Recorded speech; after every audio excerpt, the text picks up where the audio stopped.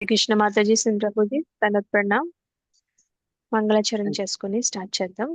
హరే కృష్ణ ఓం మాతాజీ దండ ప్రణామ్. హరే కృష్ణ దండవత్ ప్రణామ్.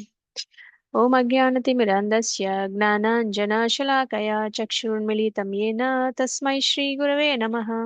శ్రీచైతన్యమనోభీష్టం స్థాపితం येन భూతలే స్వయం రూప కదా మహ్యం దదాతి స్వపదాంతికం. వందేహం శ్రీగురో శ్రీయుతపదకమలం శ్రీగురూన్ వైష్ణవాంశ్చ శ్రీరూపం సాగరజాతాం సహగణ రఘునాథాన్వితం తం సజీవం సాద్వైతం సావధూతం పరిజన సహితం కృష్ణ చైతన్య దేవం శ్రీరాధా కృష్ణ పాదాన్ సహగణ లలితా శ్రీ విశాఖాన్వితాంశ. హే కృష్ణ కరుణా సింధో దీనబంధో జగత్పతే గోపేశ గోపికా కాంత రాధా కాంత నమోస్తుతే. తప్త కాంచన గౌరాంగీ రాధే వృందావనేశ్వరి వృషభానుసుతే దేవి ప్రణమామి హరిప్రిये. నమో విష్ణుపాదాయ కృష్ణప్రేష్టాయ భూతలే శ్రీమతే భక్తివేదాంత స్వామినితి నామినే. నమస్తే సారస్వతే దేవే గౌరవాణి ప్రచారిణే నిర్విశేష శూన్యవాది పాశ్చాత్యదేశతారిణే. వాంఛాకల్పతరుభ్యశ్చ కృపా సింధుభ్యైవ చ పతితానాం పావనేభ్యో వైష్ణవేభ్యో నమో నమః. జై శ్రీ కృష్ణ చైతన్య ప్రభు నిత్యానంద శ్రీ అద్వైత గదాధర శ్రీవాసాది గౌర భక్త వృంద. హరే కృష్ణ కృష్ణ కృష్ణ హరే హరే హరే రామ రామ రామ హరే హరే.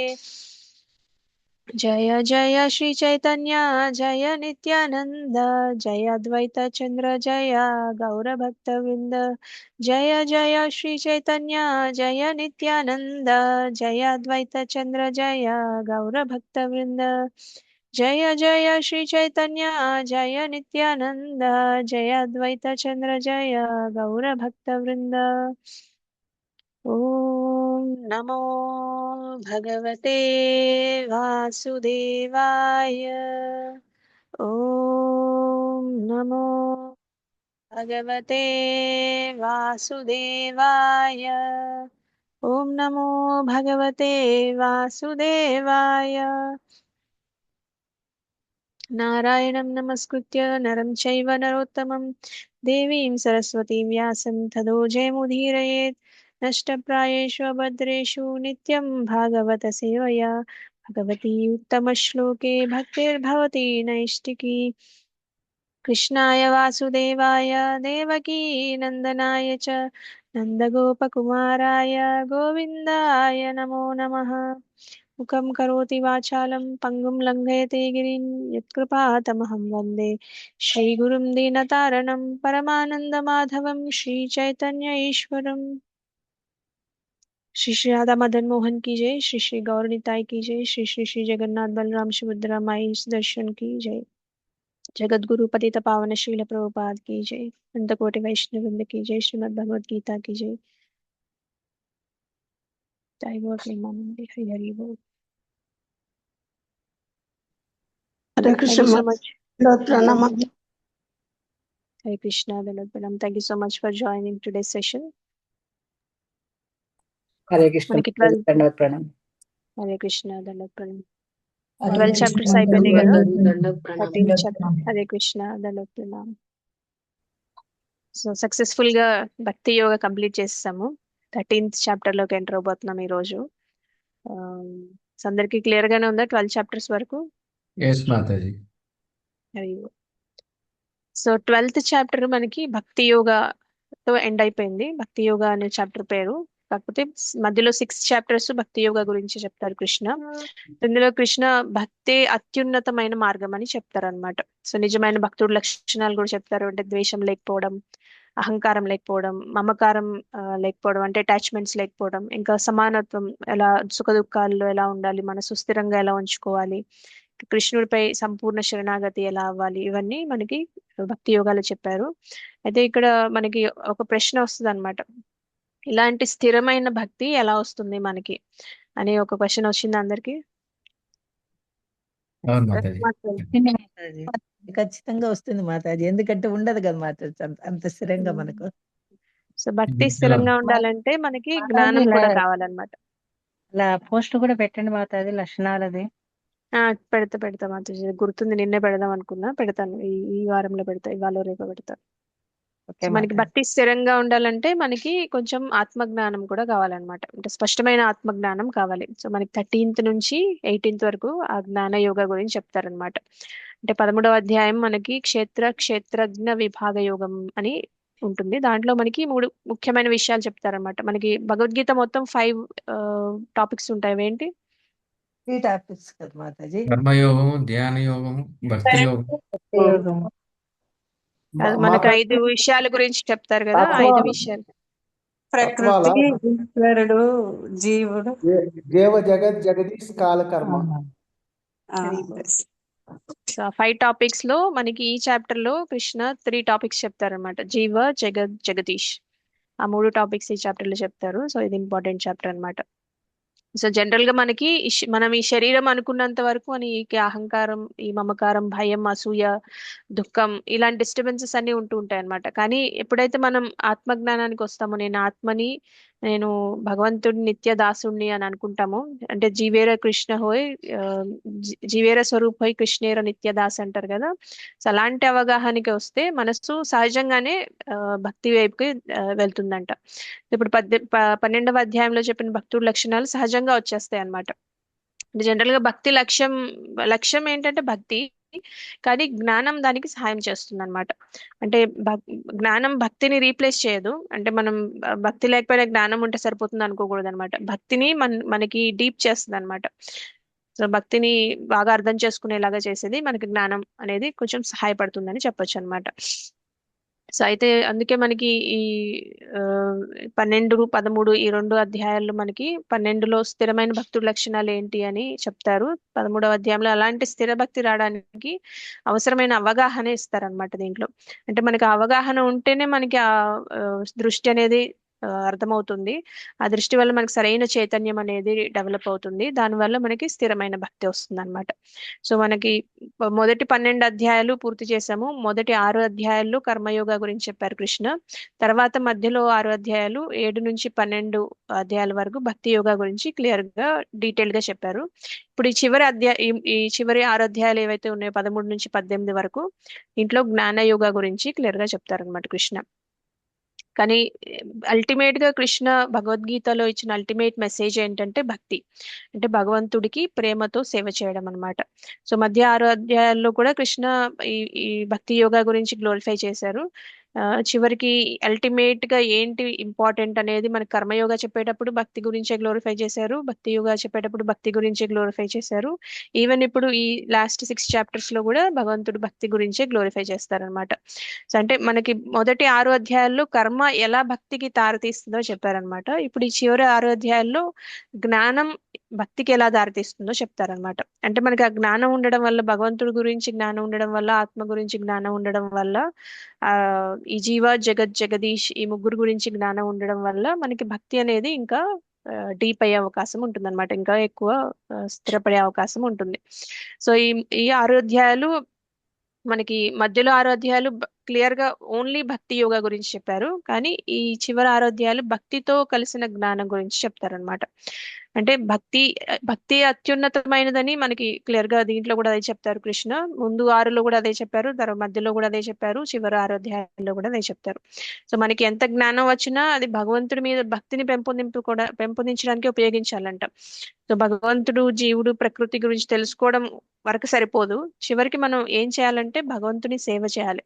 అంటే మనకు ఆ జ్ఞానం భగవంతుని సేవ చేయాలి అనే ప్రేరణ ఇవ్వాలన్నమాట. అది అసలు ఉద్దేశం. ఇప్పుడు 13వ అధ్యాయంలో కృష్ణ 3 విషయాల గురించి మాట్లాడతారు: ప్రకృతి, జీవుడు, పరమాత్మ.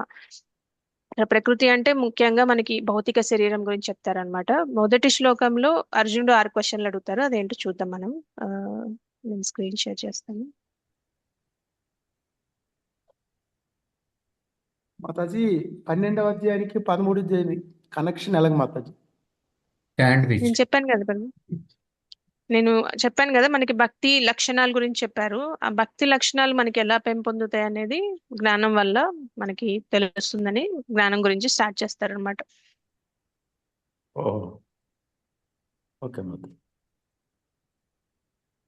సో న్యాచురల్ గా మనకి అవి ఎలా డెవలప్ అవుతాయి, అలాంటి భక్తులకు ఉండాల్సిన లక్షణాలు, భక్తికి మనం ఎలా అట్రాక్ట్ అవుతాము అనేది జ్ఞానం అన్నమాట. అంటే ఇప్పుడు భగవంతుడి గురించి తెలిసి, భగవంతుడు సృష్టి గురించి తెలిసినప్పుడు, మనం ఆత్మని తెలిసినప్పుడు, ఆ జ్ఞానం ఉన్నప్పుడే మనకి భక్తి అనేది డీప్ అవుతుంది కదా. సో ఆ జ్ఞానాన్ని ఇక్కడ ఇస్తున్నారు అన్నమాట మనకి.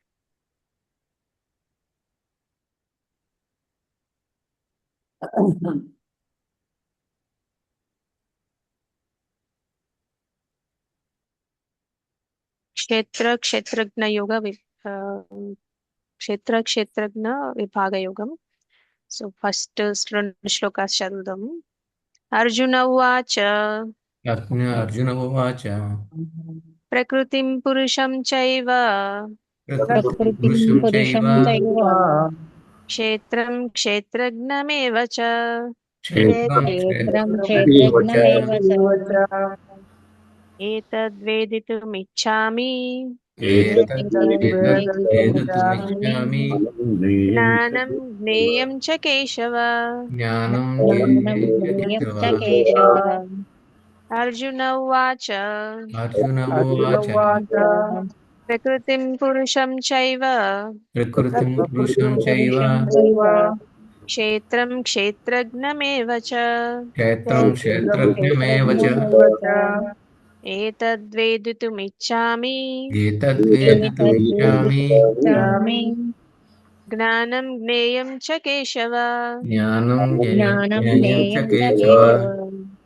శ్రీభగవానువాచ శ్రీ భగవాన్ భగవానువాచ ఇదం శరీరం కౌంతేయ ఇదం ఇదం శరీరం శరీరం కౌంతేయ కౌంతేయ క్షేత్రం మిథ్యభిధీయతే క్షేత్రమిత్యభిధీయతే క్షేత్రమిదీయతే. ఏతద్యో వేత్తి తం ప్రాహుః ఏతద్యో వేత్తి ఏతద్వేదితం ప్రాహుః ప్రాహుః క్షేత్రజ్ఞ ఇతి తద్విదః. క్షేత్రజ్ఞ ఇతి తద్విదః. తద్విదః. శ్రీభగవానువాచ శ్రీ భగవానువాచ ఇదం శరీరం కౌంతేయ ఇదం శరీరం శరీరం కౌంతేయ కౌంతేయ క్షేత్రం మిథ్యభిధీయతే. క్షేత్రమిత్యభిధీయతే. ఏతద్యో వేత్తి తం ప్రాహుః ఏతద్యో వేత్తి తం ప్రాహుః క్షేత్రజ్ఞ ఇతి తద్విదః. క్షేత్రజ్ఞ ఇతి తద్విదః. చంద్రకళ మాతాజీ, మీరు ఫస్ట్ శ్లోక చదవండి.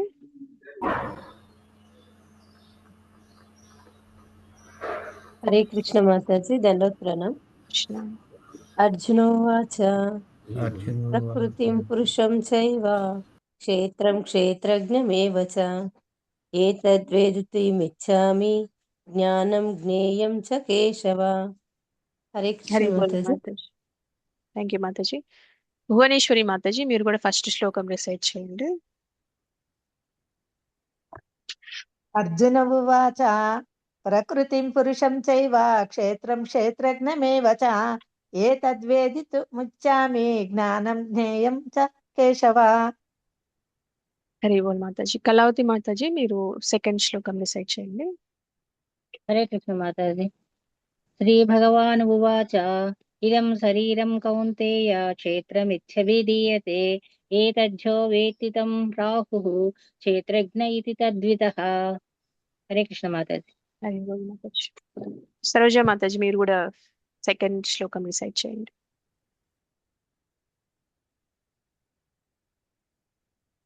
అన్మ్యూట్ చేసుకోండి మాతాజీ. హరే కృష్ణ మాతాజీ, ధన్యవాద ప్రణామ్. ఇదం శరీరం శ్రీ కౌంతేయ భగవాను శ్రీ భగవాను వాచ ఇదం శరీరం కౌంతేయ క్షేత్రమిచ్చభిధీయతే ఏతజ్జో వేత్తి తం ప్రాహు క్షేత్రజ్ఞ ఇది తద్విదః. హరే కృష్ణ మాతాజీ, ధన్యవాద ప్రణామ్. హరి బోల్ మాతాజీ.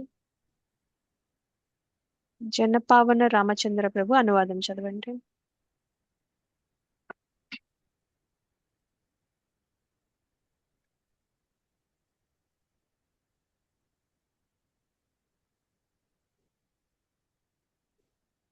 కిషన్ ప్రభు మీరు చదవండి అనువాదం. మాతాజీ అదే మ్యూట్ లో ఉండిపోయాను Mataji. Okay okay okay okay Prabhu, no problem, చదవండి. అర్జునుడు పలికెను, ప్రియమైన కృష్ణ, ప్రకృతిని గూర్చియు పురుషుని భోక్త గూర్చియు క్షేత్రమును గూర్చియు క్షేత్రము నెరిగిన వానిని గూర్చియు జ్ఞానము మరియు జ్ఞాన లక్ష్యమును గూర్చియు నేను తెలియగోరుచున్నాను. శ్రీకృష్ణ భగవానుడు పలికెను, ఓ కౌంతేయ, ఈ దేహము క్షేత్రమనియు మరియు ఈ దేహము నెరిగిన వాడు క్షేత్రజ్ఞుడనియు పిలువబడును. హరే కృష్ణ. హరి బోల్ ప్రభు. కిషన్ ప్రభు మీరు భాష్యం సగం చదవండి. ఓకే. ప్రకృతి పురుషుడు భోక్త, క్షేత్రము దేహము క్షేత్రజ్ఞుడు, క్షేత్రము నెరిగిన వాడును, జ్ఞానము జ్ఞాన లక్ష్యములు గూర్చి ఎరగవలేనని అర్జునుడు ఉత్సాహపడుచున్నాను. అర్జునుడు ఈ విషయములను గూర్చి విచారణ చేసినప్పుడు ఈ దేహము క్షేత్రమనబడినయు దేహము నెరిగిన వాడు క్షేత్రజ్ఞునిగా పిలువబడినయు శ్రీకృష్ణ భగవానుడు తెలిపారు. ఈ దేహము బద్ధజీవికి కర్మక్షేత్రము, బద్ధజీవి భౌతిక జీవితమును చిక్కుకొని ప్రకృతిపై ఆధిపత్యము వహింపవాలని యత్నించును. ఆ విధముగా భౌతిక ప్రకృతిపై ఆధిపత్యం వహించుతూ తన సామర్థ్యమును అనుసరించి అతడు కర్మక్షేత్రమును పొందును. దేహమే ఆ కర్మక్షేత్రము. ఆ దేహము ఎట్టిది? ఆ దేహము ఇంద్రియములతో కూడినట్టిది. బుద్ధిజీవి ఇంద్రియ సుఖములను అనుభవించగోరును. ఆ ఇంద్రియ సుఖమును అనుభవించుటకు గల సామర్థ్యమును అనుసరించి అతనికి ఒక దేహము, కొంచెం దాన్ని ఎలా చేస్తారా మాది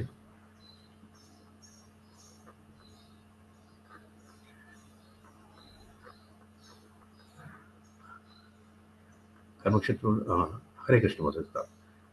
చాలు ఎక్కడ ఉన్నాను ఇప్పుడు? దేహము క్షేత్రజ్ఞుడు. క్షేత్రమునకు మరియు క్షేత్రజ్ఞునకు అనగా దేహమునకు మరియు దేహమును ఎంగిన వాటికి నడుమ గల భేదమును ఎరుగుట కష్టమేమీ కాదు. ఉదాహరణకు బాల్యము నుండి వృద్ధాప్యము వరకు దేహమునందు అనేక మార్పులు జరుగుతున్నను దేహధారి మాత్రం ఏ మార్పు నొందకుండును. ఈ విధముగా క్షేత్రమునకు మరియు క్షేత్రజ్ఞునికి నడుమ భేదము కలదు.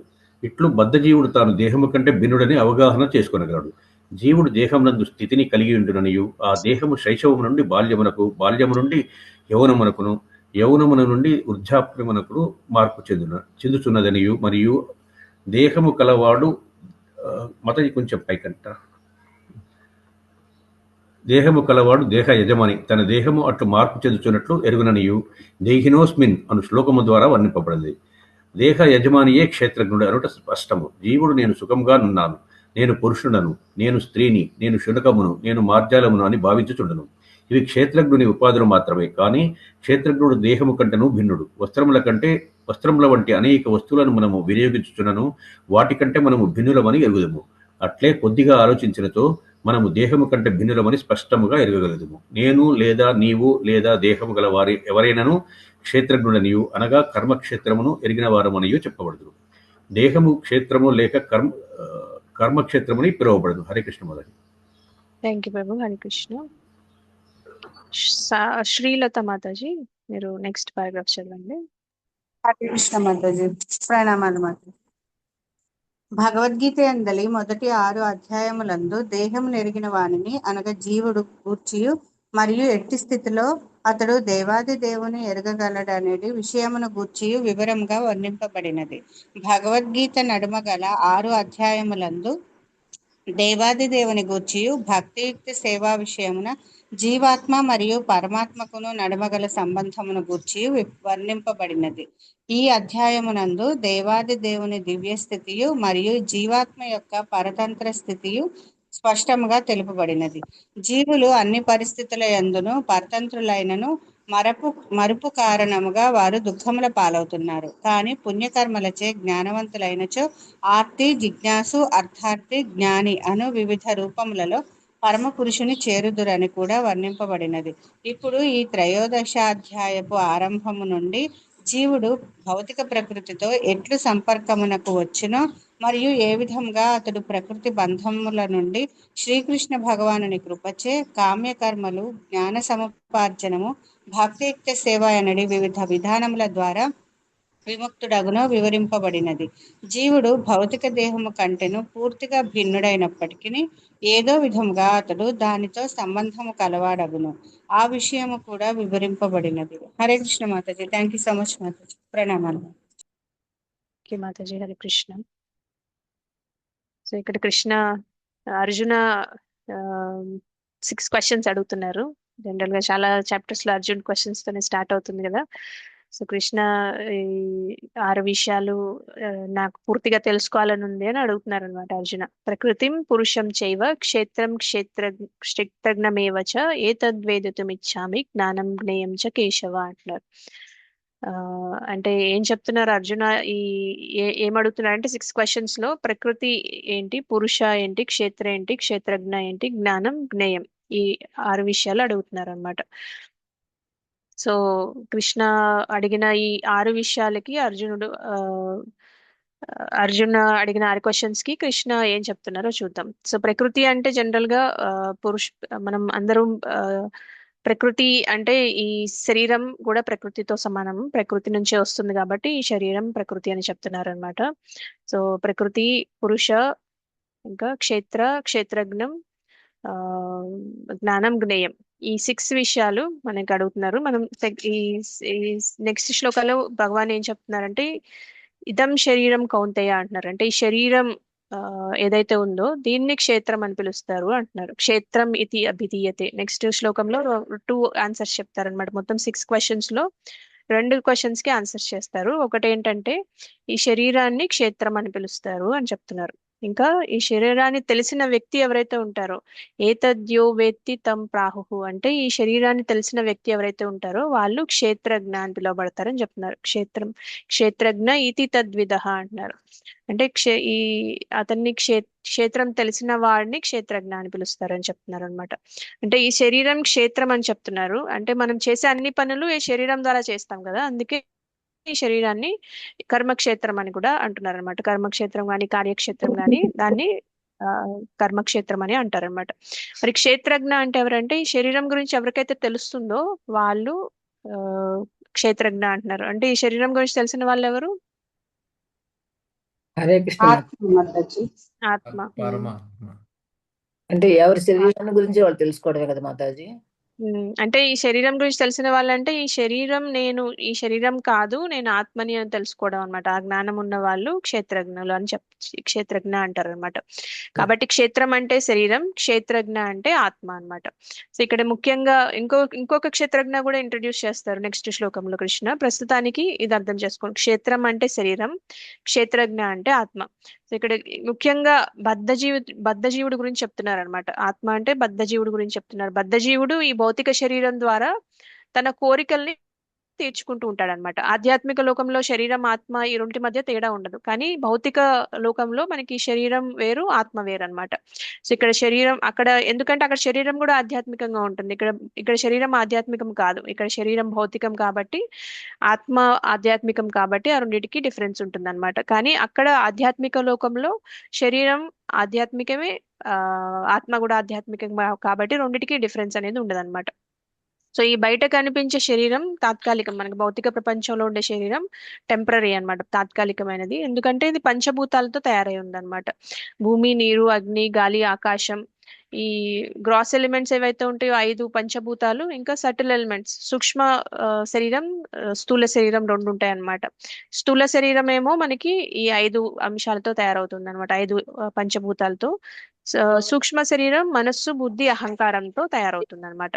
సో మన శరీరంలో కూడా 2 భాగాలు ఉంటాయి, ఒకటి స్థూల శరీరం, ఒకటి సూక్ష్మ శరీరం అన్నమాట. స్థూల శరీరం ఏమో ఈ పంచభూతాలతో తయారవుతుంది, సూక్ష్మ శరీరం ఏమో మనస్సు, బుద్ధి, అహంకారంతో తయారవుతుంది. సో ఈ 2 భాగాలు శరీరంలో ఉంటాయి అన్నమాట. సో ఈ స్థూలం కనిపిస్తుంది, సూక్ష్మం కనిపించదు అనమాట. సో ఆత్మ ఈ 2 శరీరాల్లో మాతాజీ మాట్లాడిన వాళ్ళు మ్యూట్ లో ఉండండి.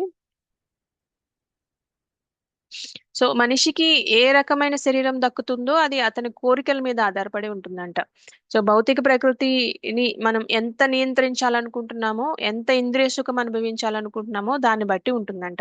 ఫర్ ఎగ్జాంపుల్ మనం ఒక రాజు అనుభవించే ఇంద్రియ సుఖాలు ఒక సాధారణ మనిషికి ఉంటాయా? అంత ఇంద్రియ భోగాలు ఉంటాయా వాళ్ళకి? ఉండవు మాతాజీ, మాతాజీ. ఉండవు ఉండవు మాతాజీ. కదా. సో అలానే ప్రతి జీవి కోరికలు వేరువేరుగా ఉంటాయంట. ఎవరికైతే ఎక్కువ ఆధిపత్యం చేయాలని కోరుకుంటుందో, ఎవరికైతే ఇతరులను నియంత్రించాలని తపన ఉంటుందో, అలాంటి కోరికల ప్రకారమే వాళ్ళకి ఆ శరీరం లభిస్తుందంట. సో కొంతమంది మాతాజీ మాతాజీ జీవి అంటే ఈ వేరే, ఆత్మ అంటే వేరే తీసుకోవాలన్నా మాతాజీ? ఇప్పుడు జీవి అన్న ఆత్మ అన్న బద్ధ ఒకటే జీవి మాతాజీ. రెండు బద్ధ ఒకటేనా జీవుడు అన్న మాతాజీ? ఆత్మ అన్న ఒకటే మాతాజీ. జీవాత్మ. ఓకే. జీవాత్మ అంటారు. జీవి అన్నా కూడా లైఫ్ అంటేనే ఆత్మ కదా మాతాజీ. జీవి శరీరానికి లైఫ్ ఉండదు. మన ఎప్పుడైతే ఆత్మ అవును ప్రవేశిస్తుందో శరీరంలోకి అప్పుడే ఆ జీవం అవును వస్తుంది మాతాజీ, అనమాట. అవును సో మాతాజీ. జీవి అంటే ఆత్మ మరి అన్నమాట. మరి ఆత్మ పరమాత్మ మళ్ళా రెండు మళ్ళా అవి ఒకటే అవుతాయా మాతాజీ? మళ్ళీ రెండు డిఫరెంట్ మాతాజీ. ఆత్మ వేరు, పరమాత్మ వేరు. పరమాత్మ ఆత్మ అంటే వేరు, భగవంతుడు. పరమాత్మ వేరు. ఆత్మ ఓకే వేరు, మాత, ఆత్మ అంటే మనం, పరమాత్మ అంటే భగవంతుడు. ఓకే మాత. సో కొంతమంది ఇతర జీవుల్ని మాంసం తినాలని కోరుకుంటారనమాట. అది కూడా వాళ్ళ కోరికల ప్రకారం వచ్చిన స్వభావం. సో అలా కృష్ణ ఈ అధ్యాయంలో శరీరం, ఆత్మ, ప్రకృతి వీటి మధ్య సంబంధాన్ని మనకి సింపుల్ గా అర్థమయ్యేలా వివరిస్తారు. సో అలా అయితే ఎవరికైనా మాంసం తినాలని బలమైన కోరిక, బలమైన స్వభావం ఉంటే ఆ స్వభావాన్ని పూర్తిగా తీర్చుకునేందుకు భగవంతుడు వాళ్ళకి అలాంటి శరీరాలు ఇస్తారనమాట. అంటే పులి శరీరం, సింహం శరీరం అలాంటివి ఇస్తారనమాట. అంటే పులి ఆవులాగా గడ్డి తినదు కదా, అది మాంసమే తింటుంది కాబట్టి వాళ్ళకి ఆ కోరిక ఉంది కాబట్టి అది తీర్చుకోవడానికి వాళ్ళకి ఆ శరీరం అనేది భగవంతుడు ప్రసాదిస్తారు. అంటే ఆ విధంగా తినాలనే స్వభావం ఉంది. అందుకే కొందరికి ఆ శరీరాలు వస్తాయి అన్నమాట. పులి గాని, సింహం గాని, నక్క గాని, ఇవన్నీ జింకల్ని వేటాడి జంతువుల్ని శరీరాల్ని తింటూ ఉంటాయి కదా. కానీ నక్క ఎంత తినగలదో పులి ఎంత తినగలదో నక్క అంత తినలేదన్నమాట. నక్క చిన్నది కాబట్టి, పులి పెద్దది కాబట్టి వాటికి ఎంతవరకు అయితే కోరిక ఉంటుందో అంతవరకే శరీరం వస్తుంది అనమాట. అంటే నక్కకి కొంచెం తక్కువ ఉంది కాబట్టి నక్కకి కొంచెం చిన్న శరీరం వస్తుంది. పులికి కొద్దిగా కోరిక ఎక్కువ ఉంది కాబట్టి దానికి అంత పెద్ద శరీరం వస్తుంది. అది ఎక్కువ మాంసం తినగలదు అనమాట. అందుకనే ఎవరి ఆస్వాదన సామర్థ్యం ఎంత ఉంటుందో, ఎవరి కోరికలు ఎంత బలంగా ఉంటాయో దాని ప్రకారం వాళ్ళకి వేరు వేరు శరీరాలు వస్తాయి అన్నమాట. మానవ శరీరం గాని, లేకపోతే జంతువుల శరీరాలు గాని వాళ్ళ కోరికల్ని బట్టి, వాళ్ళ స్వభావాన్ని బట్టి దక్కుతాయంట. ఇవన్నీ బద్ధజీవుడికి ఇవ్వబడతాయి ఈ శరీరాలు వాళ్ళ కోరికలను బట్టి. సో దాన్నే క్షేత్రం అంటారు, కర్మక్షేత్రం అని అంటారు అనమాట. సో మన శరీరం, మన పులి శరీరమైన, నక్క శరీరమైన, జంతువు శరీరమైన, మానవ శరీరమైన దాన్ని క్షేత్రం అని అంటారు. ఈ శరీరం ద్వారా ఆత్మ పనిచేయడం మొదలు పెడుతుంది అనమాట. ఆ శరీరం ఇంద్రియ సుఖాల కోసం చాలా ప్రయత్నాలు చేస్తూ ఉంటుంది.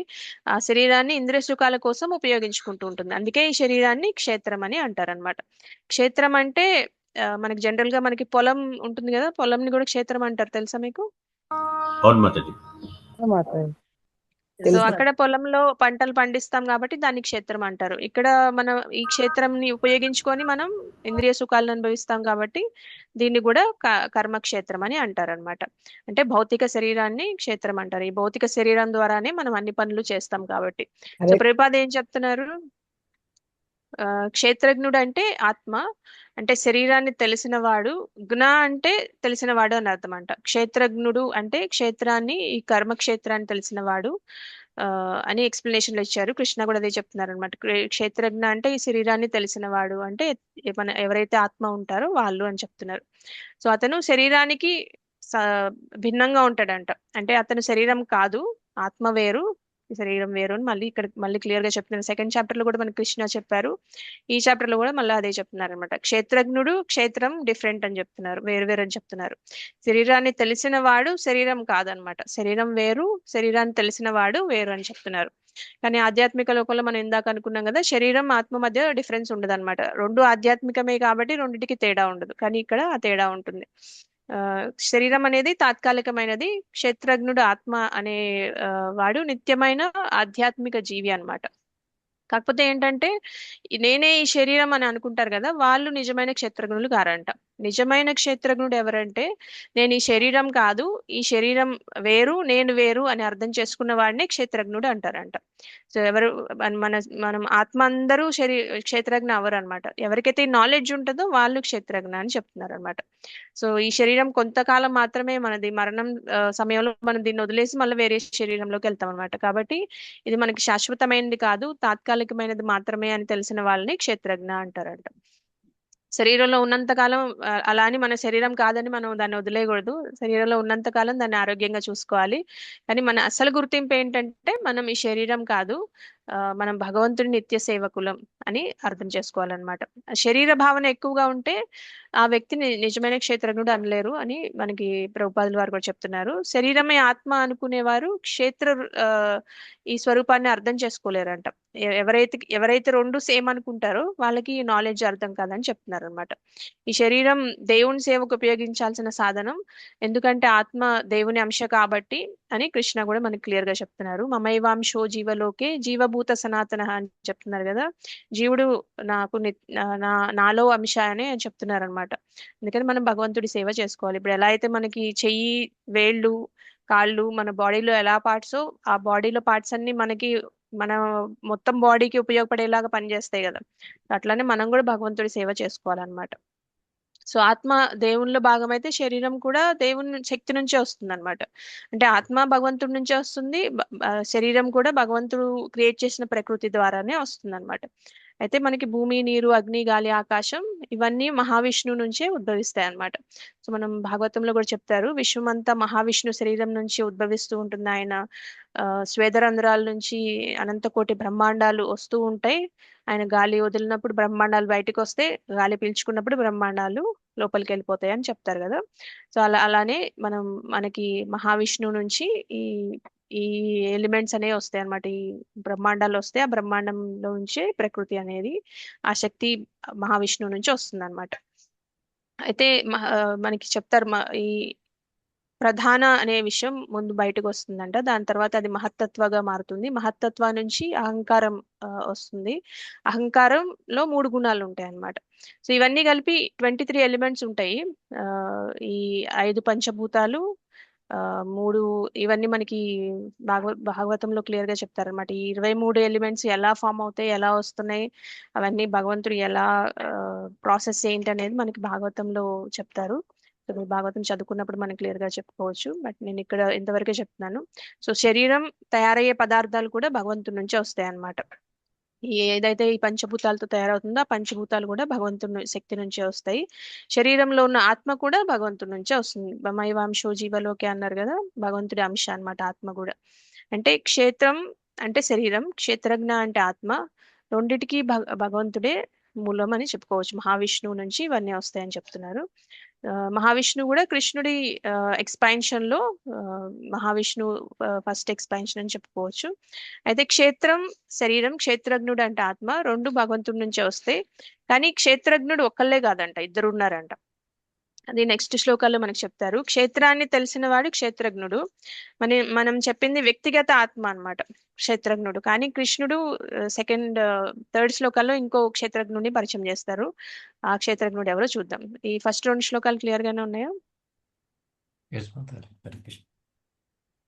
హరే కృష్ణ మాతాజీ. హరే కృష్ణ మాతాజీ. కోరికలను బట్టి జన్మ వస్తుంది. ఎక్కువ తినాలని కోరుకుంటే పులిగా, తక్కువ తినాలంటే నక్కగా అంటున్నారు. ఇప్పుడు కోరికలు అనేవి అందరికీ అన్ని ఎక్కువగానే ఉంటాయి కదా మాతాజీ, ఎవరికి లేకుండా ఉండవు కదా. మరి ఉండవు మాతాజీ, అందరికి ఒకలా ఉండదు. అందరికి ఒక్కొక్కరికి ఒక్కొక్క డిగ్రీలో ఉంటాయి అన్నమాట. కొంతమందికి ఎక్కువ తినడం ఇష్టం, కొంతమందికి ఎక్కువ ఎంజాయ్ చేయడం ఇష్టం, సినిమాలు చూడడం ఇష్టం. ఒక్కొక్కరికి ఒక్కొక్క రకంగా ఉంటుంది. ఇప్పుడు మనం ఒక్కొక్కళ్ళు ఎంత తినగలమో మిగతా వాళ్ళు అంత తినలేరు. కొంతమందికి నాన్ వెజ్ ఇష్టం ఉంటుంది, కొంతమందికి ఫ్రూట్స్ ఇష్టం ఉంటాయి, కొంతమందికి అట్లా డిఫరెంట్ టేస్ట్లు ఉంటాయి కదా. అందరికి ఒక కెపాసిటీ ఉండదు. దాన్ని బట్టి వస్తుంది అనమాట. నెక్స్ట్ అవును. ఇప్పుడు మనం ఎక్కువగా పిల్లల మీద ఇంట్రెస్ట్ ఉందనుకోండి, ఎక్కువ మంది బాగా అటాచ్మెంట్ ఉంటుంది కొంతమందికి పిల్లలతో, వాళ్ళు సూకరం అయి పుడతారని చెప్తారనమాట. ఇప్పుడు మీరు రోడ్డు మీద వెళ్ళే సూకరం ఎప్పుడు 10 మంది పిల్లల్ని వేసుకుని తిరుగుతూ ఉంటుంది కదా. సో అట్లా ఒక్కొక్కళ్ళ కోరికను బట్టి, ఇప్పుడు ఆ మాంసం ఎప్పుడైతే మనిషి జన్మలో కూడా ఎవరికైతే మాంసం తినాలనే కోరిక బాగా బలంగా ఉంటుందో వాళ్ళకి ఖచ్చితంగా నెక్స్ట్ జన్మ ఇలాంటి మాంసం తినే జంతువుల్లాగా వస్తుంది అనమాట. ఇప్పుడు ఎవరైతే కొంతమందికి చాలా బట్టలు వేసుకోవడం ఇష్టం ఉండదు, తక్కువ బట్టలు వేసుకుంటారో వాళ్ళు చెట్లు లాగా పుడతారని చెప్తారనమాట. సో అట్లా మనకి ఒక్కొక్కళ్ళ కోరికల్ని బట్టి వాళ్ళ నెక్స్ట్ జన్మ అనేది ఉంటుంది. ఎందుకంటే మనకి ఆ కోరిక ఉంది కాబట్టి మనకి ఆ కోరిక తీర్చడం కోసమే మనకి భగవంతుడు ఆ ఫెసిలిటీ ప్రొవైడ్ చేస్తారనమాట. హరే కృష్ణ. ఓకే మాత. సో 13.3 చూద్దాం. క్షేత్రం చాపి మాం విద్ధి క్షేత్రం చాపి మహాం విద్ధి మాం విద్ధి సర్వక్షేత్రేషు భారత సర్వక్షేత్రేషు భారత క్షేత్ర క్షేత్రజ్ఞయోర్జ్ఞానం క్షేత్రజ్ఞానం యత్తజ్ఞానం మతం మమ.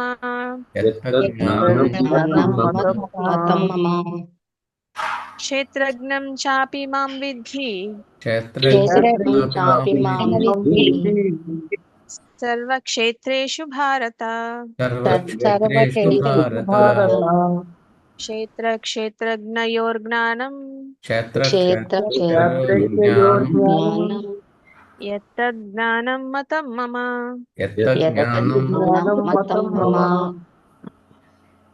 నరసింహ ప్రభు శ్లోకం హరే కృష్ణ.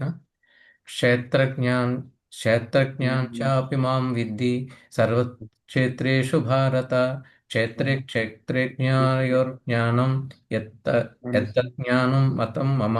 హరే కృష్ణ మాతాజీ. హరి బోల్ ప్రభు. భువనేశ్వరి మాతాజీ మీరు కూడా శ్లోకం రిసైట్ చేయండి.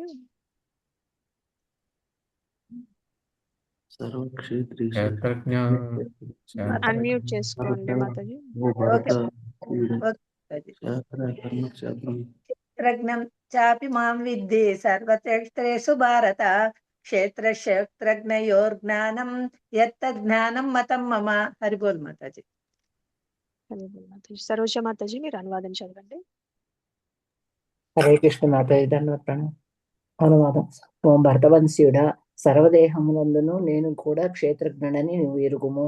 దేహమును మరియు దేహము ఎరిగిన వారిని తెలుసుకుంటే జ్ఞానం అనబడను. అదే నా అభిప్రాయము. హరే కృష్ణ మాతాజీ. కళావతి మాతాజీ మీరు సగం చదవండి, నెక్స్ట్ మిగతా వాళ్ళకి అవకాశం ఇద్దాం. హరే కృష్ణ మాతాజీ ధన్యవాదాలు. భాష్యంపై శ్రీల ప్రభుపాద. దేహము మరియు దేహము నెరిగిన వాని గూర్చియు ఆత్మ మరియు పరమాత్మని గూర్చియు చర్చించినప్పుడు భగవానుడు జీవుడు భౌతిక పదార్థము అను మూడు విభిన్నాంశములుగనకు గోచరించును. కర్మక్షేత్రమైన ప్రతి దేహమునందు జీవాత్మ పరమాత్మ అను రెండు ఆత్మలు కలవు. అట్టి పరమాత్మ దేవాది దేవుడైన శ్రీకృష్ణుని స్వరూపాంశమగుటచే శ్రీకృష్ణ భగవానుడు నేను కూడా క్షేత్రజ్ఞుడను, కాని నేను దేహమునందలి జీవాత్మ ఎనబడు క్షేత్రజ్ఞుడను కాను. నేను పరమక్షేత్రజ్ఞుడును. నేను పరమాత్మగా ప్రతి దేహమునందును నెలకని ఉన్నాను అని చెప్పుచున్నాడు. హరే కృష్ణ మాతాజీ. హరి బోల్ మాతాజీ. వివో అని ఎవరు మాతాజీ? ప్రభుజీ మీరు నెక్స్ట్. మాతాజీ నా పేరు మీ పేరేంటి మాతాజీ? పేరు పెట్టుకుంటే బాగుంటుంది కదా. కుమారి పడింది అనుకున్నాను. హరే కృష్ణ. ఓకే మాతాజీ చదవండి. భగవద్గీతను అనుసరించి ఈ కర్మక్షేత్రమును గూర్చియు కర్మక్షేత్రము నెరిగిన క్షేత్రజ్ఞుని గూర్చియు సూక్ష్మాతి సూక్ష్మముగా పరిశీలిస్తూ అధ్యాయమును చేయువాడు ఆ సంపూర్ణ జ్ఞానమును పొందగలుగును. జీవుల అన్నిటి యందును నేను క్షేత్రజ్ఞుడై ఉండును అని భగవానుడు చెప్పుచున్నాడు. జీవుడు తన దేహమును గూర్చి మాత్రమే ఎరిగి ఉండవచ్చును, కానీ అతనికి ఇతర దేహముల గూర్చి జ్ఞానము ఉండదు. పరమాత్మగా సర్వదేహములందు నెలకొనినట్టి దేవాది దేవుడు మాత్రము సమస్త దేహములను గూర్చిన సర్వ విషయముల నెరుగును. అతడు వివిధ జీవజాతుల వివిధ దేహములను సంపూర్ణముగా ఎరిగి ఉండును. దేశ పౌరుడు తనకున్న కొద్దిపాటి భూభాగమును గూర్చి ఎరగవచ్చు, కానీ దేశము నేలేడి రాజు తన రాజా ప్రస్తావమును గూర్చియే కాకుండా పౌరులందరూ వ్యక్తిగతముగా కలిగి ఉన్నట్టి అన్ని ఆస్తులన్నిటినీ గురించియు ఎరుగు ఉండును. అదే విధముగా జీవుడు వ్యక్తిగతముగా తన దేహమునకు యజమాని, కావచ్చు. కానీ పరమ పురుషుడు సర్వ దేహములకు యజమానుడై ఉండెను. రాజ్యము నేలేడి రాజు రాజ్యమునకు ప్రధాన యజమానుడు. పౌరుడు ఆ ప్రధాన యజమానుడు. అట్టి పరమ పురుషుడు దేహములన్నిటికీ సర్వాధికారి. హరి బోల్ మాతాజీ. హరే కృష్ణ మాతాజీ. రాణి మాతాజీ మీరు నెక్స్ట్ చదవండి. హరే కృష్ణ మాతాజీ. దేహము ఇంద్రియములను కూడి ఉండును. పరమ పురుషుడు ఋషికేశుడు అనగా ఇంద్రియములను నియంత్రించువాడు అని అర్థము. రాజ్యములోని సమస్త కార్యములకు రాజు ప్రధాన నిర్వాహకుడైనట్లు దేవాది దేవుడు సర్వేంద్రియములకును ఆది నియామకుడు. నేను కూడా క్షేత్రజ్ఞుడును అని భగవానుడు చెప్పుచున్నాడు. అనగా అతడు మన పరమ క్షేత్రజ్ఞుడనియు జీవాత్మ తన ప్రత్యేక దేహమును మాత్రమే ఎరుగుననియు భావము.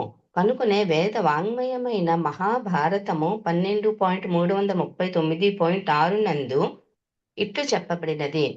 క్షేత్రాని హి శరీరాని బీజం చాపి శుభాశుభే తాని వేత్తిన యోగాత్మ తత క్షేత్రజ్ఞ ఉచ్యతే. ఈ దేహము క్షేత్రమనబడిను. దీని యందు క్షేత్రజ్ఞుడు దేహము యొక్క యజమాని మరియు క్షేత్రజ్ఞుని గూర్చి తెలిపిన పరమ పురుషుడు నివసించును. కనుక భగవానుడు సర్వక్షేత్రజ్ఞుడని చెప్పబడినాడు.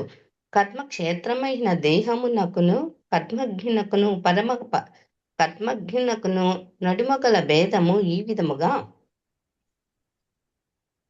వివరింపబడినది. దేహము ఆత్మ పరమాత్మల వాస్తవ స్థితిని గూర్చి పూర్తిగా ఎరుగుటయే వైదిక గ్రంథములందు జ్ఞానముగా చెప్పబడుచున్నది. అదియే శ్రీకృష్ణుని అభిప్రాయము. ఆత్మ మరియు పరమాత్మలు ఒకటే అయినను అదే సమయమున వాటి మధ్య భేదము కలదని అవగాహనయే జ్ఞానము. కర్మక్షేత్రమైన దేహమును మరియు దేహము నెరిగిన క్షేత్రజ్ఞుని ఎరుగలేని వాడు సంపూర్ణ జ్ఞానవంతుడు కాజాలడు. ఏదీని ఒక చిత్రమును చూచువాడు చిత్రకారుని గూర్చియు ఈ చిత్రమును గూర్చి చిత్ర ఫలకమును గూర్చి ఎట్టి భ్రమకు గురి కానట్లుగా మానవుడు ప్రకృతి యొక్కయు పురుషుని యొక్కయు ప్రకృతి యొక్క భోక్త ఈశ్వరుని యొక్కయు ప్రకృతిని జీవాత్మను నియమించు క్షేత్రజ్ఞుడు స్థితిని సంపూర్ణముగా అవగాహన చేసుకొనవలెను. ఈ మూడింటికి సంబంధించిన వివిధ స్థితులకు సంబంధించిన విషయమున ఎవరును ఎట్టి భ్రమకు గురి కారాదు. కర్మక్షేత్రమైన ఈ భౌతిక జగత్తుయే ప్రకృతి. అట్టి ప్రకృతిని అనుభవించువాడు జీవుడు. ఈ రెండింటిని నియంత్రించువాడు పరమేశ్వరుడైన శ్రీకృష్ణ భగవానుడు.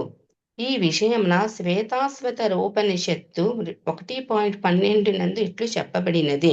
భోక్త భోగ్యం ఓకే మాతాజీ. హరే కృష్ణ మాతాజీ. అనురాధ మాతాజీ మీరు చదవండి నెక్స్ట్. హరే కృష్ణ మాతాజీ. దండవత్ ప్రణామాలు. భోక్తా భోగ్యం ప్రేరితారం చ మత్వా సర్వం ప్రోక్తం త్రివిధం బ్రహ్మమేతత్. బ్రహ్మభావములు 3 విధములుగా కలవు. ప్రకృతియే కర్మక్షేత్ర రూపమైన బ్రహ్మము. జీవుడు కూడా బ్రహ్మమే. అతడు భౌతిక ప్రకృతిని నియంత్రించుటకు యత్నించుచుండును. ప్రకృతి మరియు జీవుడు వీరిరువురిని నియంత్రించువాడు కూడా బ్రహ్మమే. కాని అతడే నిజమైన నియామకుడు. ఈ అధ్యాయమున క్షేత్రము నెరిగిన ఈ ఇరువురి క్షేత్రజ్ఞులలో ఒకడు దితుడనియు మరొకడు అచ్యుతుడనియు కూడా వివరించబడింది. ఒకడు దివుడు, ఒకడు దితుడు,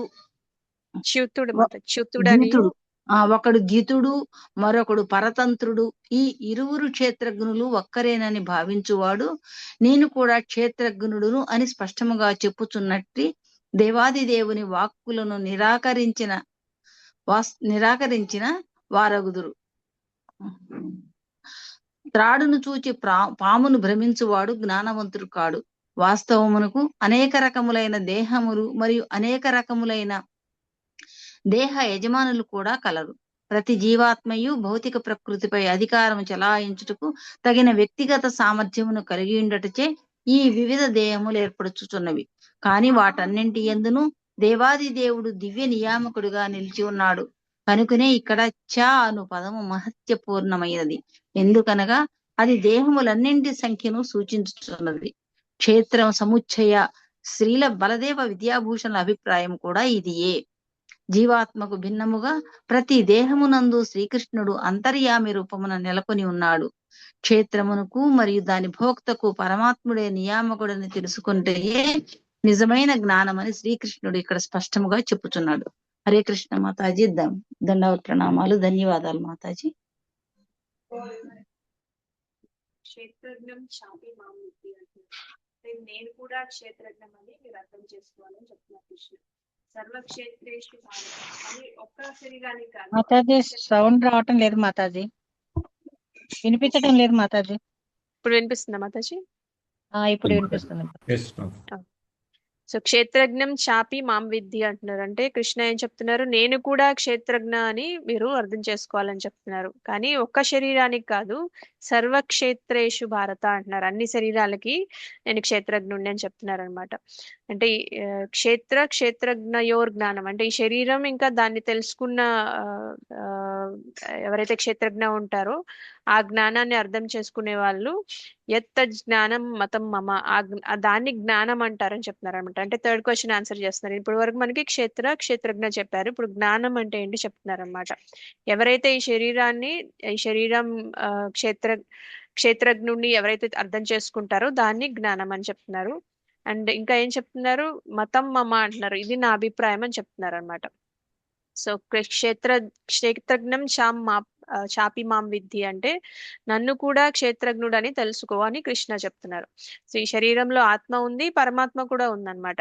ఆత్మ శరీరాన్ని తెలుసుకుంటుంది, పరమాత్మ కూడా శరీరాన్ని గురించి తెలిసి ఉంటారని చెప్తున్నారు. సో నిజానికి పరమాత్మకి ఆత్మ కంటే ఎక్కువగా తెలిసి ఉంటుందని చెప్తున్నారు అనమాట. ఎందుకంటే ఆత్మ ఎప్పుడు శరీర భావంలో ఉంటుంది, శరీర స్వభావాన్ని పూర్తిగా అర్థం చేసుకోలేదన్నమాట.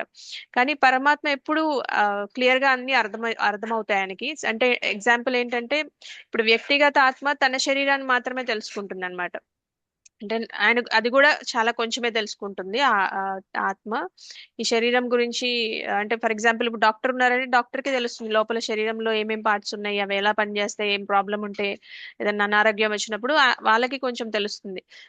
మనకి అంత జ్ఞానం కూడా ఉండదు అనమాట. మన బాడీలో ఏం జరుగుతుంది, ఏమన్నా ప్రాబ్లమ్స్ ఉంటే మనం దీని వల్ల వచ్చింది, దీనికి ఇది ఉపశమనం అవుతుంది, దీనివల్ల నేను దాన్ని క్యూర్ చేసుకోగలను అనే జ్ఞానం కూడా మనకు ఉండదు అనమాట. అంటే మనకి కొంతవరకే ఉంటుందని చెప్తున్నారు అనమాట. మనది శరీరం అని తెలుసు, కొన్ని విషయాలు మనకు తెలుస్తాయి, కానీ లోపల ఏం జరుగుతుందనే అన్ని విషయాలు మనకు తెలియదని చెప్తున్నారు. కానీ పరమాత్మ ప్రతి జీవి శరీరంలో ఉంటారు, ఆయనకి అన్ని శరీరాల గురించి తెలుసు అని చెప్తున్నారు అనమాట. సర్వజీవుల శరీరాల గురించి పరమాత్మకి తెలుసు అని చెప్తున్నారు. అంటే ఇక్కడ ఇంకో విషయం ఏంటంటే ఈ శరీరం ఇంద్రియాలతో తయారైంది. అంటే ఈ కర్మక్షేత్రంలో చేతులు, కాళ్ళు అన్ని అవయవాలు ఉంటాయి. అంటే 5 జ్ఞానేంద్రియాలు ఉంటాయి అనమాట. చూడడం, వినడం, వాసన చూడడం, రుచి చూడడం, స్పర్శ, ఈ 5 జ్ఞానేంద్రియాలు ఉంటాయి. 5 కర్మేంద్రియాలు ఉంటాయి అనమాట. చేతులు, కాళ్ళు, వాక్కు, ఇంకా విసర్జన, ప్రజన అని 5 ఉంటాయి. తర్వాత ఇవన్నీ ఆ క్షేత్రంలో భాగాలు అనమాట. కృష్ణ హృషికేశ అని పిలుస్తారు కదా, హృషిక అంటే ఇంద్రియాలు అనమాట, ఈశా అంటే ఇంద్రియాలకి అధిపతి అని అర్థం అనమాట. అంటే కృష్ణ అన్ని ఇంద్రియాలకి అధిపతి, అందరి శరీరాల్లో ఉన్న అన్ని ఇంద్రియాలని నియంత్రించేవాడు కృష్ణ అని చెప్తున్నారు ఇక్కడ. సో మనకి మన ఇంద్రియాల మీద కొంత కంట్రోల్ ఉంటుంది, కానీ అంత ఫుల్ కంట్రోల్ ఉండదు అనమాట. ఇంకా మన ఇంద్రియాల మీద కొంచెం ఉంటుంది, మొత్తం ఉండదు. ఇతరుల ఇంద్రియాల మీద మనకి ఆ నియంత్రణ అసలు ఉండదు అనమాట. కానీ కృష్ణ ఇక్కడ ఏం చెప్తున్నారు, ఆయన ఋషికేశ కాబట్టి ఆయన అన్ని ఇంద్రియాలకి అధిపతి, అందరి ఇంద్రియాలకి అధిపతి అని చెప్తున్నారు. ఇప్పుడు శరీరాన్ని తెలిసిన 2 ఉన్నారని చెప్పాం కదా, ఆత్మ, పరమాత్మ. సో వీళ్ళు పరమాత్మ ప్రధాన క్షేత్రజ్ఞ, అంటే అసలు ప్రధానంగా అన్ని విషయాలు తెలిసిన వాడు కాబట్టి పరమాత్మని ప్రధాన క్షేత్రజ్ఞ అంటున్నారు. వ్యక్తిగత ఆత్మకి ప్రధానంగా అన్ని తెలియవు కాబట్టి ప్రధానం కాదనమాట, కొంతవరకే తెలుస్తుంది, పూర్తిగా తెలియదు కాబట్టి అన్ని ద్వితీయ స్థాయి అని అనుకోవచ్చు అనమాట. సో పరమాత్మే అసలు యజమాని, ఆత్మ 2వ స్థాయి యజమాని అని కూడా అనుకోవచ్చు మనం. సో ఫర్ ఎగ్జాంపుల్ మనకి ప్రభుపాదుల వారు క్లియర్ గా చెప్పారు ఏంటంటే, ఒక రాజ్యాన్ని తీసుకోండి, రాజు మొత్తం రాజ్యానికి అధిపతి, కానీ ఆ రాజ్యంలో ఉన్న పౌరుడు మాత్రం ఒక చిన్న ఇంటికి యజమాని అనుకోండి. సో ప్రభుత్వ చట్టాలు ఏమన్నా ఉల్లంఘిస్తే ఆస్తిని స్వాధీనం చేసేసుకుంటాడు అనమాట. ఎందుకంటే ఆ ప్రొపరేటర్షిప్ ఆ రాజుకు ఉంటుంది కాబట్టి. ఏమన్నా తేడా వచ్చినా, లేదంటే ఫర్ ఎగ్జాంపుల్ ఇప్పుడు ఏదైనా రోడ్లు వేస్తున్నారు అనుకోండి, ఆ పొలంలో నుంచి రోడ్డు వెళ్తే కూడా ఆ పొలాన్ని రాజుకి ఇచ్చేయాలన్నమాట. ఎందుకంటే రాజే అసలు యజమాని కాబట్టి. సో అట్లనే ఆ కృష్ణ పరమాత్మగా ఆయన క్షేత్రజ్ఞ, మనం కూడా క్షేత్రజ్ఞ, కానీ ఆ డిఫరెన్స్ ఉంటుందన్నమాట. అలాగే రాజు మొత్తం రాజ్యానికి అధిపతి, పౌరుడు చిన్న భాగానికి మాత్రమే యజమాని అనమాట. అలానే కృష్ణ కూడా ఈ మొత్తం విశ్వానికి యజమాని, మిగతా జీవులు తమ తమ శరీరాలకు మాత్రమే ద్వితీయ యజమానులు. అది కూడా ప్రధానంగా భగవంతుడే యజమాని అన్నమాట. ఇంకో విషయం ఏంటంటే, మన శరీరంలో మనం మాత్రమే నివసించట్లేదు. మనం ఒక్కలమే ఉంటామా మన శరీరంలో? లేదు మాతాజీ. పరమాత్మ కూడా ఉంటాడు. పరమాత్మ ఉంటారు. పరమాత్మ ఉంటారు. ఇంకా వేరే జీవాలు కూడా ఉంటాయి కదా, సూక్ష్మ జీవులు, కీటకాలు, కొన్ని కణాలు, అవన్నీ మనతో పాటు నివసిస్తూ ఉంటాయి. మనకు కనిపించవు కానీ లోపల ఇంకా చాలా మంది ఉంటారన్నమాట. బ్యాక్టీరియా చాలా ఉంటుంది మన కడుపులో.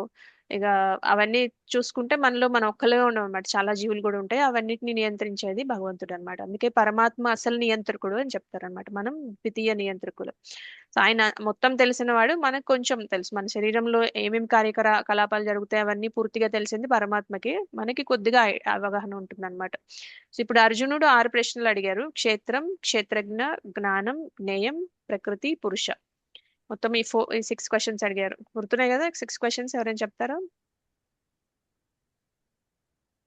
క్షేత్ర, క్షేత్రజ్ఞ, ప్రకృతి, పురుష, జ్ఞాన, జ్ఞేయం. సో క్షేత్ర, క్షేత్రజ్ఞ గురించి మనకి ఆన్సర్ దొరికింది. ఇప్పుడు జ్ఞానం అంటే కూడా కృష్ణుడు చెప్తున్నారు అనమాట. జ్ఞానం అంటే కేవలం శరీరం గురించి తెలుసుకోవడం కాదంట. క్షేత్రం, క్షేత్రజ్ఞ గురించి కూడా తెలుసుకోవడం జ్ఞానం అంటున్నారు. అంటే శరీరం, ఆత్మ, పరమాత్మ ఈ మూడింటి గురించి తెలిసిన అవగాహనని జ్ఞానం అని చెప్తున్నారు. అదే నిజమైన జ్ఞానం అంటున్నారు. అంటే ఫర్ ఎగ్జాంపుల్ ఇప్పుడు ఒక ఇంజనీర్ ఉన్నారనుకోండి, ఇంజనీర్ కి భవనం ఎలా కట్టాలో తెలుస్తుంది. ఇంకొకళ్ళు ఫోన్లు ఎలా పనిచేస్తాయో తెలుసుకుంటారు, దాని గురించి రీసెర్చ్ చేస్తారు. ఇంకొకళ్ళు వ్యవసాయం గురించి తెలుసుకుంటారు. డాక్టర్ అంటే బాడీ పార్ట్స్ ఎలా పనిచేస్తాయి అవన్నీ తెలుసుకుంటారు. ఇవన్నీ జ్ఞానమే, కానీ ఇవి క్షేత్రం గురించి మాత్రమే, అంటే భౌతిక క్షేత్రం గురించి మాత్రమే. సో మనకి ఆధ్యాత్మిక జ్ఞానం కూడా ఉండాలని చెప్తున్నారు అనమాట. అంటే ఫర్ ఎగ్జాంపుల్ ఆధ్యాత్మిక జ్ఞానం అంటే ఏంటంటే, ఫర్ ఎగ్జాంపుల్ ఒక చిన్న చెట్టు తీసుకుందాం. ఆ చెట్టు ఎలా పెరుగుతుంది? దాంట్లో ఆత్మ ఉంది కాబట్టి పెరుగుతుంది. ఆత్మ వెళ్ళిపోతే చెట్టు ఎండిపోతుంది అనమాట. ఈ శరీరం కూడా జీవం ఉందంటే దాంట్లో ఆత్మ ఉందన్నమాట. ఆత్మ వెళ్ళిపోగానే శరీరం కూడా కుళ్ళిపోతుంది కదా. శరీరాన్ని మనం ఖననం చేయకపోతే పాడైపోతుంది. అందుకే క్షేత్రం గురించి మాత్రమే కాదు, క్షేత్రజ్ఞుని గురించి కూడా తెలుసుకోవాలి. క్షేత్రజ్ఞులు 2 ఉన్నారు, ఆత్మ, పరమాత్మ. కాబట్టి జ్ఞానం అంటే శరీరం, ఆత్మ, పరమాత్మ ఈ మూడింటి గురించి సరైన అవగాహన ఉండడం జ్ఞానం అంటున్నారు.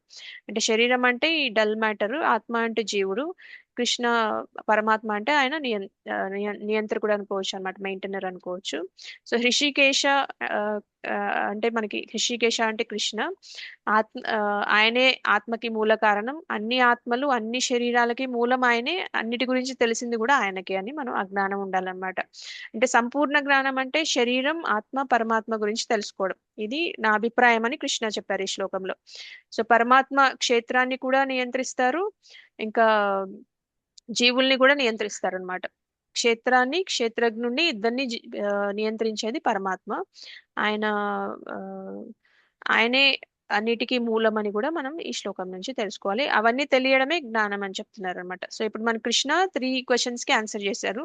మిగతా 3 క్వశ్చన్స్ నెక్స్ట్ శ్లోకాస్ లో చెప్తారు అనమాట. సో ఈ 3వ శ్లోకం భావం ఏంటంటే జ్ఞానం గురించి చెప్పారు. జ్ఞానం అంటే క్షేత్ర, క్షేత్రజ్ఞ అంటే శరీరం, ఆత్మ, పరమాత్మ ఈ మూడింటి గురించి తెలుసుకోవడం అని జ్ఞానం అని చెప్తారని చెప్తున్నారు. క్లియర్ గానే ఉందా 3rd శ్లోకం? ఉంది మాతాజీ.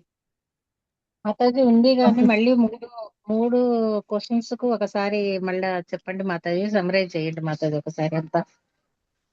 సో కృష్ణ అర్జున 6 క్వశ్చన్స్ అడుగుతారు. క్షేత్ర, క్షేత్రజ్ఞ, జ్ఞానం, జ్ఞేయం, ప్రకృతి, పురుష ఈ 6 క్వశ్చన్లు అడుగుతారు.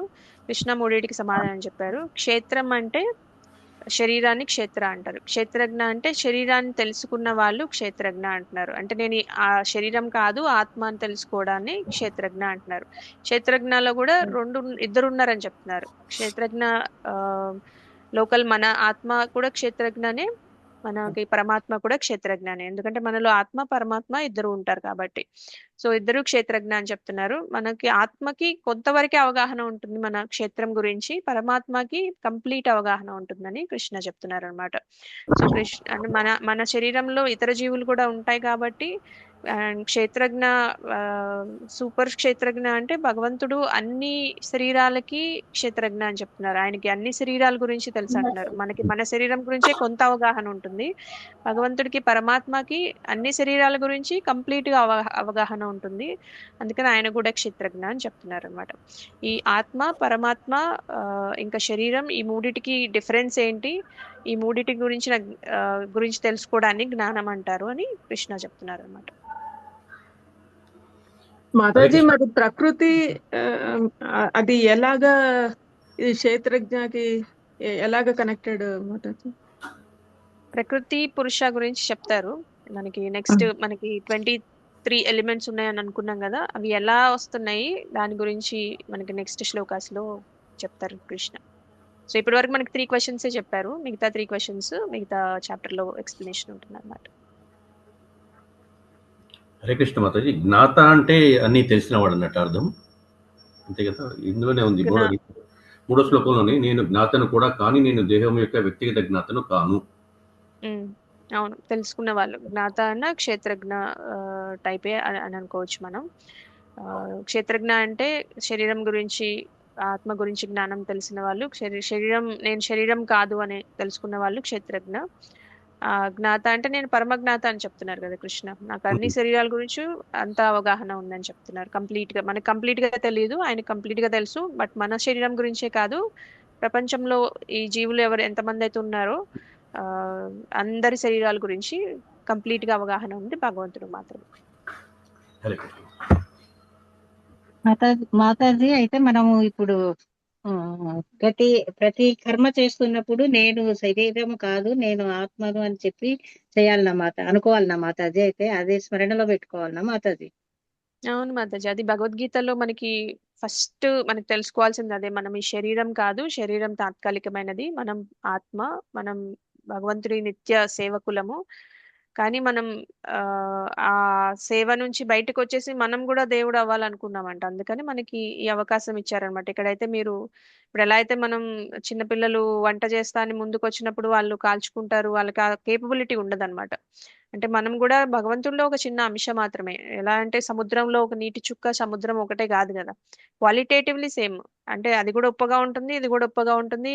ఐటమ్స్ ఇవన్నీ మొత్తం చూస్తే క్వాలిటీగా చూసుకుంటే సముద్రంలో ఒక చిన్న నీటి బొట్టు క్వాలిటీ సేమే ఉంటుంది, సముద్రం మొత్తం క్వాలిటీ సేమే ఉంటుంది. కానీ చాలా డిఫరెన్స్ ఉంటుంది కదా సముద్రానికి నీటి బొట్టుకి. సముద్రం చేసిన పనులు నీటి బొట్టు చేయలేదు కదా. కానీ మనం ఏమనుకున్నామంటే మనం కూడా లార్డ్ ఓవర్ చేయాలి, మనం కూడా నియంత్రించాలి అనే నియంత్రణ మెంటాలిటీ వల్ల కృష్ణ ఏమన్నారు, ఓకే మీరు ఇక్కడ నియంత్రించలేరు, మీకు ఆ శక్తి లేదు కాబట్టి నేను ఇక భౌతిక ప్రపంచాన్ని ఇస్తున్నాను, మీరు అక్కడికి వెళ్ళి నియంత్రణ చేయండి, మీకు ఎంజాయ్మెంట్ అక్కడ చేసుకోండి అని చెప్తారనమాట. అందుకని ఇక్కడికి వచ్చాము.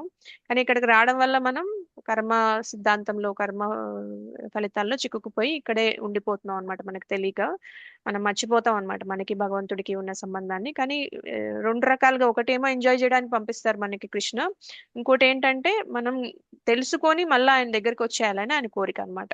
సో నేను ఈ శరీరం కాదు, నేను ఈ ఆత్మని, నేను భగవంతుడి సేవకుణ్ణి, నేను భగవంతుడి సేవ చేయడమే నాకు ఆనందం ఉంది, భగవంతుడికి ఆనందం ఉంది దాంట్లోనే అని తెలుసుకొని మళ్ళీ మనం వెనక్కి వెళ్ళిపోవాలని భగవంతుడి కోరిక కూడా.